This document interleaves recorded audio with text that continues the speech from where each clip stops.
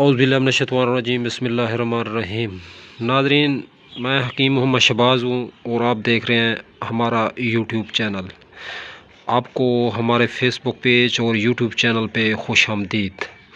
तो बात कर लेते हैं आज थोड़ा जड़ी बूटियों के हवाले से कि भाई बाज़ार से जिस टाइम भी आप कोई चीज़ ख़रीद करते हैं, बाय करते हैं, तो ख़ासकर ये जो जड़ी बूटियाँ होती हैं, क्योंकि मेरा जड़ी बूटी का काम है, मैं एक हकीम हूँ, तो जड़ी बूटियाँ जो है नाज़रीन बाज़ार से जब भी ख़रीद के आएँ तो इनको साफ़ सुथरा कर लें, क्योंकि जड़ी बूटियाँ जो है बाज़ार के अंदर गैर मुसफ़्फ़ा होती है, बग़ैर साफ़ की हुई जड़ी बूटियाँ होती हैं।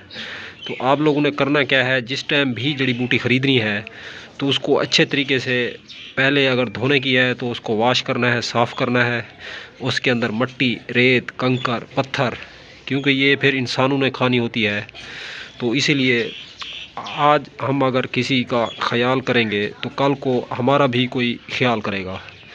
तो इसी हवाले से मैं अर्ज़ करना चाहूँगा कि आप लोगों ने जब भी ग्राइंडर के मुंह में डालनी है जड़ी बूटी, तो आप इसको साफ़ सुथरा कर लें, साफ़ कर लें। जड़ी बूटी को साफ़ करने के बाद फिर जो है आप लोग जड़ी बूटी ग्राइंडर के अंदर डालें। तो अगर आप लोग जड़ी बूटी को इस तरीके से डाल देंगे तो इसके अंदर न जाने पता नहीं किस किस जानदार की जो रफ़ाए हाजत होती है, पेशाब होता है, जड़ी बूटी के अंदर मौजूद होता है, जैसा कि चूहे वगैरह हो गए या दूसरी चीज़ें हो गई, नापाक चीज़ें। तो ये पता नहीं कितने हाथों से गुज़र के जड़ी बूटियाँ आती हैं, तो इनके अंदर जो है नाज़रीन बहुत कुछ होता है, हम निकालते हैं जड़ी बूटियों के अंदर, इनको साफ़ सुथरा करते हैं। ये गैर मुस्लिम ममालिक से भी जो है एक्सपोर्ट इंपोर्ट की जाती हैं जड़ी बूटियाँ, रिसीव की जाती हैं। तो इसीलिए मैं अर्ज़ करना चाहूँगा कि आप जड़ी बूटी को अच्छे तरीके से धोएं, साफ़ करें, वॉश करें, धूप पे इसको खुश्क करें। उसके बाद इसको हावन दस्ते के अंदर, चट्टू अट्टा के अंदर जो है कूटें, और कूटने के बाद फिर आप लोग जो है ग्राइंडर के अंदर डालें। ग्राइंडर के अंदर डालने के बाद फिर पाउडर करें, पाउडर करके फिर आप लोगों ने जो है इसको इंसानों के पेशे खिदमत करना है, दवा के काम लाना है। तो मैंने कहा ये छोटा सा पैगाम है हमारे हुक्मा भाइयों के लिए, हकीम भाइयों के लिए, और एक आम आदमी जो बंदा बाज़ार से जाता है चीज़ ख़रीद के, इस तरह ही जो है उसको कूट के इस्तेमाल करना शुरू कर देता है।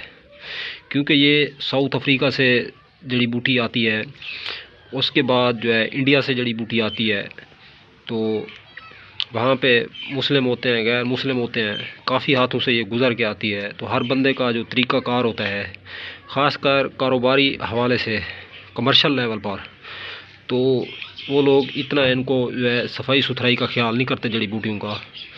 तो इसलिए मैं अर्ज़ करना चाहूँगा कि जड़ी बूटी को बजाय बीमारी निकालने के जिस्म से और बीमारी ना डाल दें, क्योंकि सफाई होगी तो सफाई वैसे भी निस्फ़ ईमान कहा जाता है हमारे इस्लाम में। तो आप लोग जो है जड़ी बूटी को लाजमन साफ़ करें और मुसफ़्फ़ा करें, उसके बाद फिर इसको काम में लाएं। तो अब तक के लिए इतना ही नाज़रीन। तब तक के लिए अपना भी ख्याल रखें और अपने इस फेसबुक पेज और यूट्यूब चैनल का भी। तो दोस्तों, हम मिलेंगे नई वीडियो के साथ। वीडियो अगर अच्छी लगे तो इस वीडियो को लाइक और शेयर करें। चैनल पे अगर फर्स्ट टाइम आए हैं तो सब्सक्राइब करें। दोस्तों, हम मिलेंगे किसी नई वीडियो के साथ। तब तक के लिए अल्लाह हाफ़िज़।